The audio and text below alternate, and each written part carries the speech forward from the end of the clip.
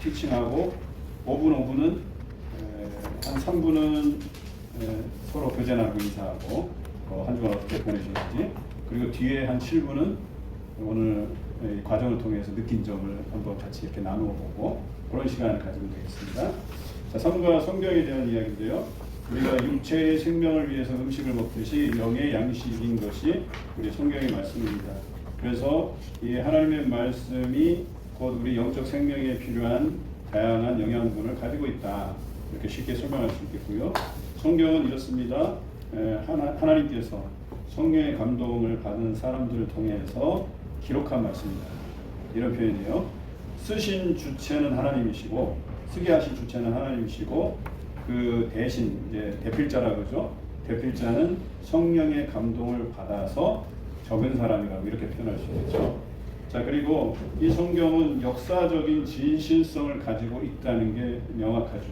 그래서 예를 들자면 예수님의 죽음과 부활, 그 부활이 왜 진짜인지는 그 예수님을 죽인 자들이 예수님을 그 시신을 누가 빼가서 부활했다고 이야기할까봐 지키는 병사들, 또 큰 돌문으로 막아놓은 사건들, 그럼에도 불구하고 돌문이 굴려지고 또 그 병사들의 입을 통해서 이것이 소문날까봐 돈을 주고 매수하는 장면들이 성경에 기록되어 있어요.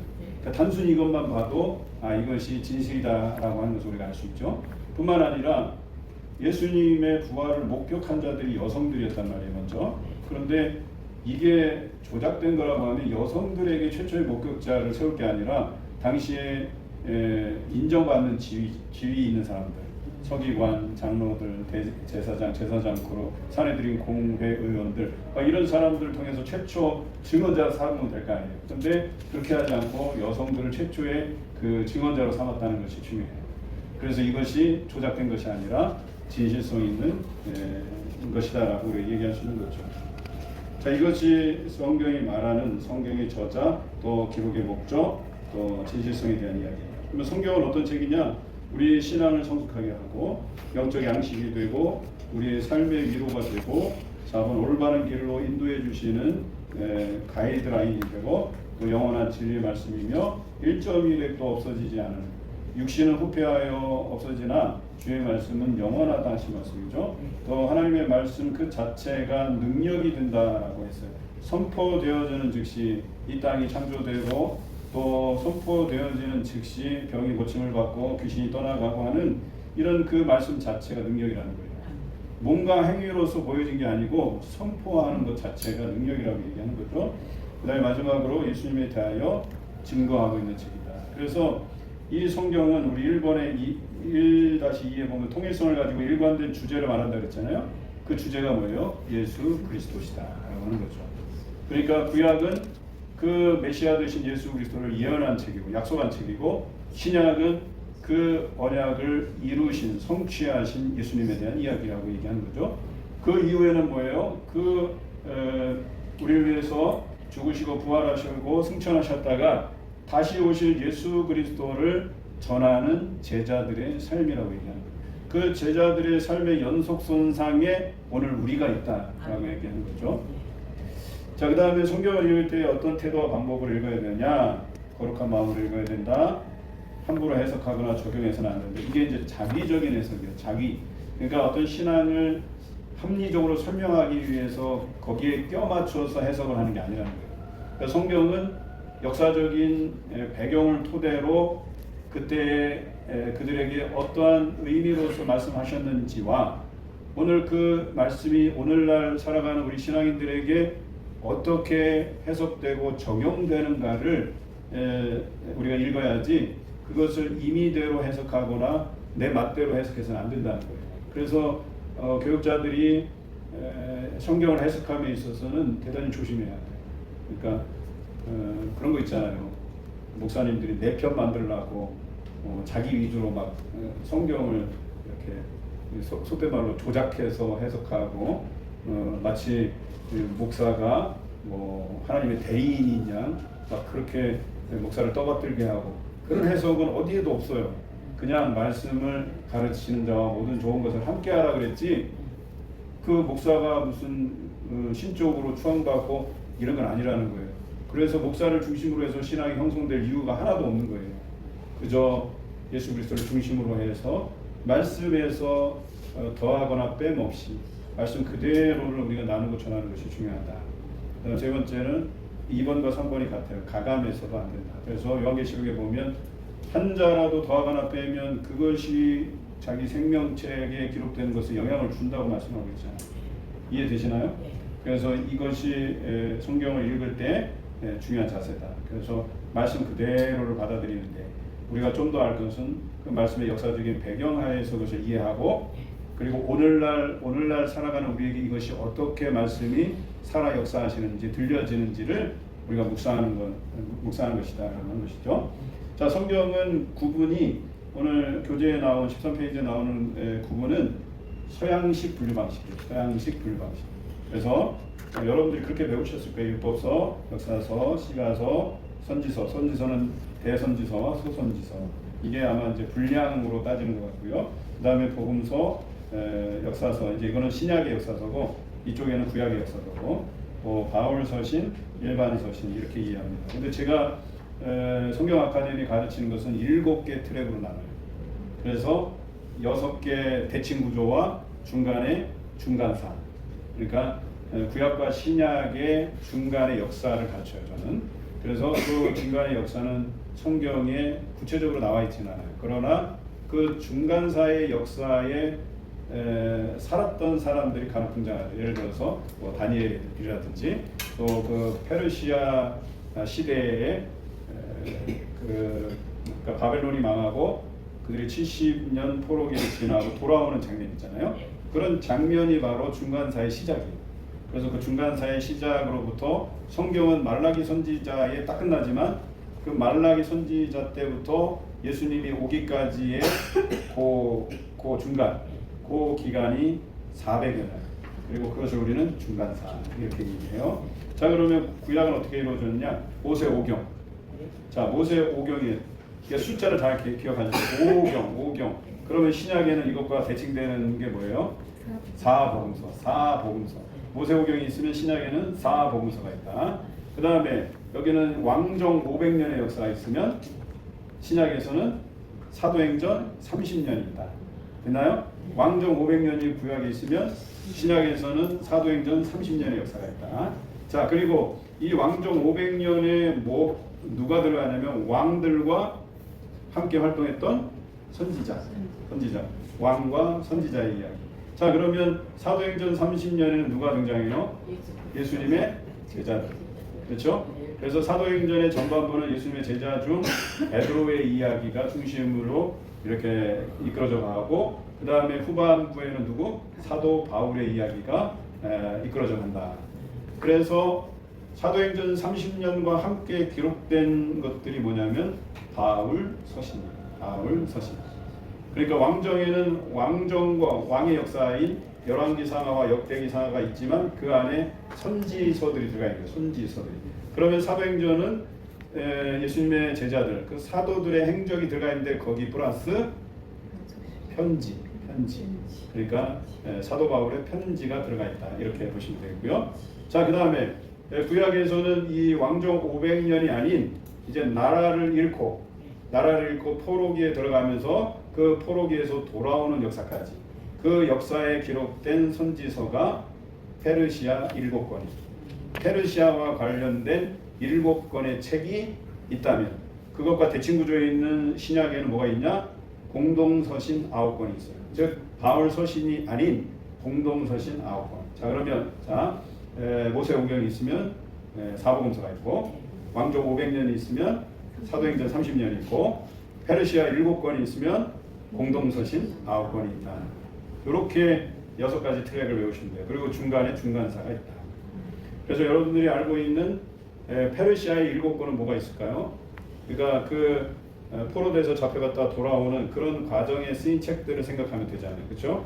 그러니까 뭐 다니엘도 그렇고 또 에스겔도 그렇고 또 에스라라는 인물도 나오고 에스더라는 인물도 나오고 느헤미야라는 인물도 나오고 그렇죠?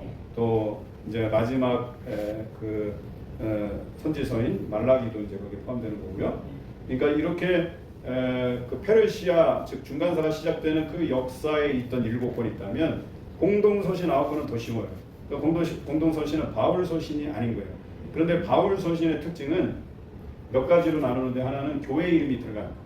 교회를 세우고 그 교회가 안녕한지를 편지로 썼기 때문에 교회 이름 들어가는 거예요. 예를 들어서 에베소, 고린도, 빌립보, 고린도, 데살로니가 이런 것들은 다 뭐예요? 바울 서신이에요. 자, 그러면 바울 서신이 아닌 거는 다른 사람의 이름으로 쓰여진 것들을 생각하면 돼요. 요한 1, 2, 3서 3개 됐죠. 요한 계시록, 그 다음에 야고보서, 히브리서, 베드로 전 후서, 유다서까지. 이렇게 생각하면 공동서신 9권이 쉽게 나오죠. 이해되십니까? 교회 이름과 교회 이름이 들어간 것과 바울의 후계자인 디모데와 디도에게 쓴 디모데 전후서와 디도서, 이게 다 바울 서신이에요. 또 바울이 감옥에서 쓴 에베소서, 빌립보서, 골로새서, 빌레몬서, 이 4가지가 다 바울 서신이에요. 그리고 교회 이름 들어간 거 고린도 교회, 에베소 교회, 빌립보 교회 등등, 데살로니가, 로마 교회 다 편지한 로마서, 이게 다 바울 서신이에요. 바울 서신은 사도행전 30년에 포함되고, 자, 그 이후에 이제 그 복음의 1세대가 죽고 그 이후에 등장하는 서신들이 공동서신 9권이에요. 이해되시죠? 네, 그래서 그거를 이해하시면 좀 더 편하겠다 생각이 듭니다. 자, 그 다음에 믿음은 우리 안에 어떻게 자랄까요? 말씀 읽을 때, 들을 때, 또 그래서 이것을 5가지로 제가 정리해 드렸죠. 5가지 영성: 알고, 믿고, 순종하고, 체험하고, 영광 돌린다. 여기에 다 그 툴이 뭐냐, 도구가 뭐냐, 말씀이라는 거예요. 성경이라는 거예요. 자, 그 다음 4번입니다. 4번 기도는 영혼의 호흡이에요. 그래서 기도는 지금 몇 시쯤 됐죠? 시간 30분이에요? 네, 10분 남았습니다.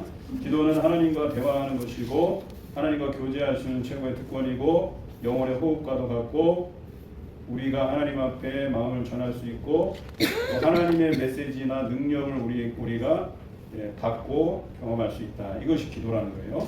자, 기도는 쌍방이에요. 쌍방. 사도행전 2장에 나오는 성령의 역사는 하나님께서 우리에게 일방적으로 주시는 계시적인 기도예요. 이해되십니까? 오늘 우리가 많이 사용하는 기도는 고백적인 기도예요. 그러니까 사람에게서 하나님께로 올라가는 기도가 고백적인 기도고 하나님께로부터 우리에게 내려지는 기도는 계시적인 기도예요. 이해되십니까? 그래서 어떠한 말씀을 전하게 하시는지에 대한 이야기예요. 그런데 오늘날 계시적인 방언은 적고 고백적인 방언이 많이 늘어났어요. 그게 아마 저는 우리가 기복적인 신앙 때문에 그런 것 같아요. 우리가 하나님께 뭘 자꾸 구하니까 이거 해달라 저거 해달라 하니까 고백적인 기도가 많아지고 있어요. 그러나 원래는 쌍방향이에요. 하나님께서 우리에게 하시는 말씀들을 듣는 계시적인 기도가 우리가 많이 있어야 되는데 계시적인 기도의 특징은 듣는 기도예요. 이해되시죠? 부르짖는 기도는 고백적인 기도예요. 하나님께 올려드리는 기도고 하나님께로부터 내려지는 기도는 듣는 기도예요. 그래서 듣는 기도는 어떻게 한다? 침묵 속에서 하나님의 음성을 듣는다. 말씀을 듣는다. 그러면 개신교는 어디가 더 발달되어 있어요?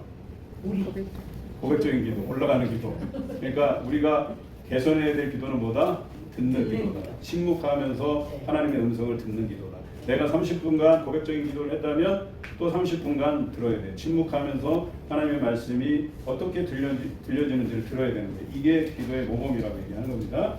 그래서 기도의 정의는 하나님과 대화하는 것이다. 여러분, 한쪽에서 일방적으로 말하는 건 대화 아니죠? 서로 쌍방향으로 소통하는 게 대화입니다. 기도도 마찬가지예요. 하나님께서 하시는 말씀을 들어야 되는 거예요. 이것이 기도의 호흡이라고 얘기하는 거예요.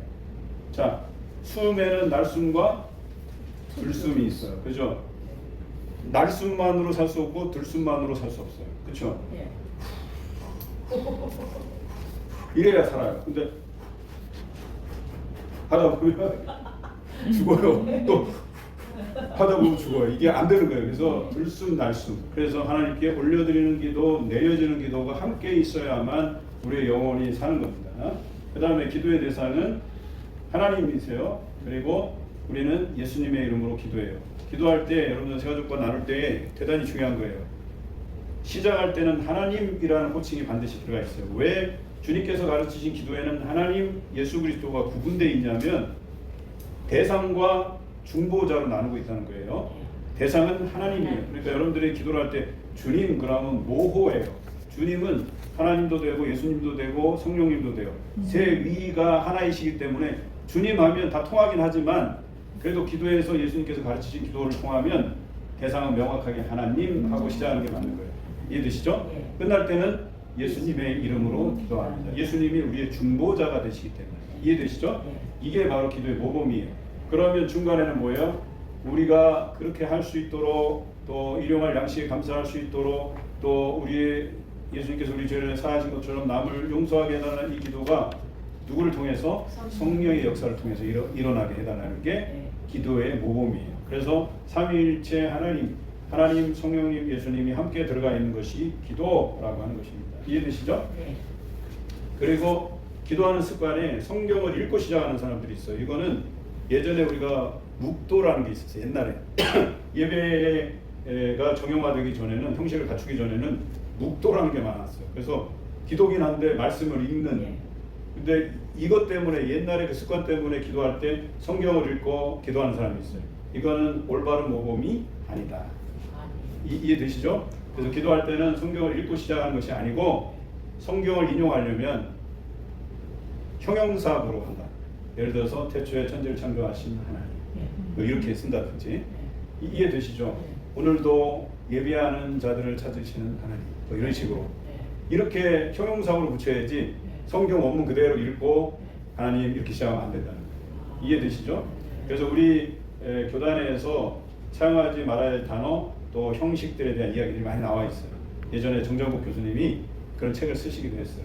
그래서 또 쓰지 말아야 될 단어 중에 하나는 우리가 흔히 재단이라는 표현을 많이 써요.